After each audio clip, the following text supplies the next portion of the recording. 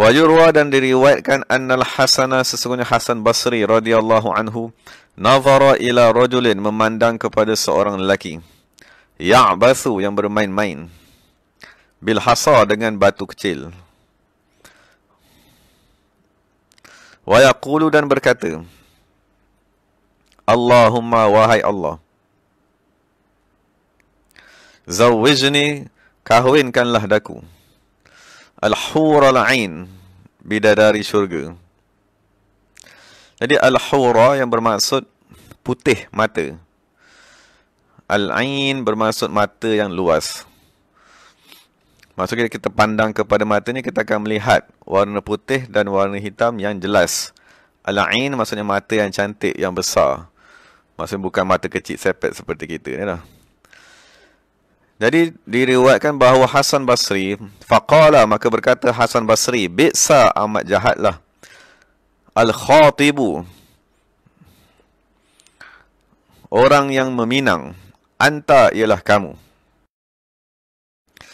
takhtubu kamu ingin meminang, maksudnya dengan bidadari, wa anta padahal kamu ta'bathu bermain-main bil hasa dengan batu.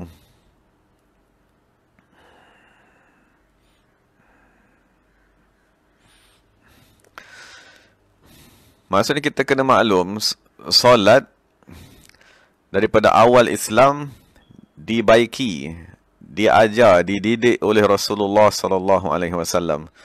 Sebagaimana kita maklum di zaman Rasulullah ada satu keadaan yang manusia dalam sembahyang dia bercakap sesama sendiri. Kerana pada ketika itu mereka baru melatih solat. Begitulah juga sampai kepada zaman tabi'in. Ada lagi orang yang baru mempelajari semayang. Tapi pada ketika dia duduk tahiyat ataupun umpamanya, ataupun dia duduk di tahiyat akhir, dia memegang batu-batu yang berada di sekelilingnya. Jadi keadaan tersebut bukanlah keadaan yang pelik kerana solat diajar daripada satu zaman kepada satu zaman. Sampailah kepada zaman kita ni solat diajar dengan sempurna. Secara zahirnya telah lengkap silibus solat tersebut. Datang imam-imam mazhab menyusun perkara makruh di dalam solat, perkara yang membatalkan solat. Jadi manusia yang baru masuk Islam ataupun manusia yang baru mempelajari solat sebagaimana yang berlaku di hadapan Imam Hasan Basri, dia memegang batu yang berada di sekelilingnya semasa semayang. Dan sebelum dia memberi salam tadi, dia berdoa lah. Maksudnya kita disunatkan berdoa sebelum kita memberi salam dengan apa saja doa sekalipun.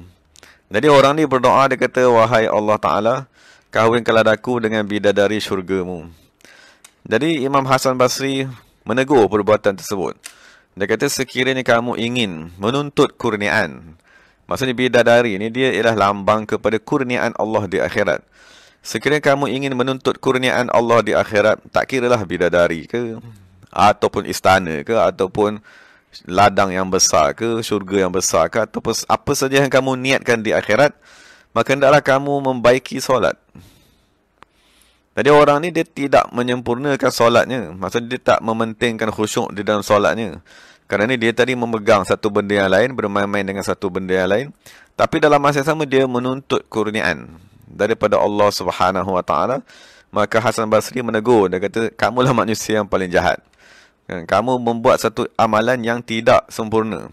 Membuat amalan yang tidak menepati tuntutan Allah Subhanahu Wa Taala. Tetapi dalam masa yang sama kamu menuntut bayaran. Kamu menuntut upah daripada amalan yang tidak sempurna. Maksudnya Imam Hasan Basri juga dia memberitahu bahawa mana-mana solat yang tidak hadir hati di dalamnya, maka solat tersebut lebih segera menuju kepada siksaan Allah Subhanahu Wa Taala. Maksudnya kita maklum sembahyang yang kita buat bertujuan untuk mendapat rahmat daripada Allah Subhanahu Wa Taala. Tapi sekiranya solat yang kita buat tadi dengan hati yang kosong, maksudnya kita tak pergi mencari guru mengajar kepada kita macam mana nak berzikir, nak menghidupkan hati kita supaya hati kita tadi hadir bersama jasad. Maksudnya kita boleh menghadirkan jasad, kan kita berdirilah di depan kiblat, kan berdirilah di depan mihrab. Tapi macam mana cara nak menghadirkan hati tadi? Maka semestinya seseorang tadi pergi mempelajari cara untuk menghadirkan hati di dalam solat.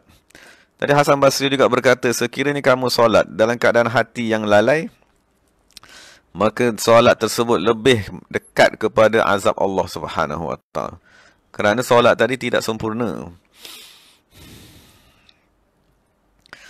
Jadi diriwayatkan dalam hadis yang lain,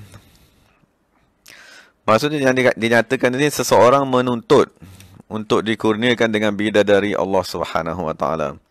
Maka diriwayatkan sekiranya diriwayatkan bahawa kunasatul masjid, maksudnya menyapu ataupun membersihkan masjid, muhurul huril ain, itu ialah mas kahwin kepada bidadari Allah Subhanahu Wa Taala.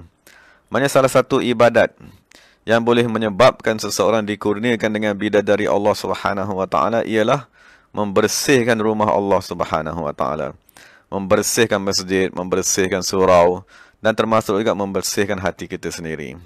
Ataupun seseorang tadi membaca La ilaha illallahu Allahu akbar subhanallahi wa bihamdihi astaghfirullah huwal awwal wal akhir wal zahir wal batin yuhyi wa yumit biyadihi al khair wa huwa ala kulli syai'in qadir.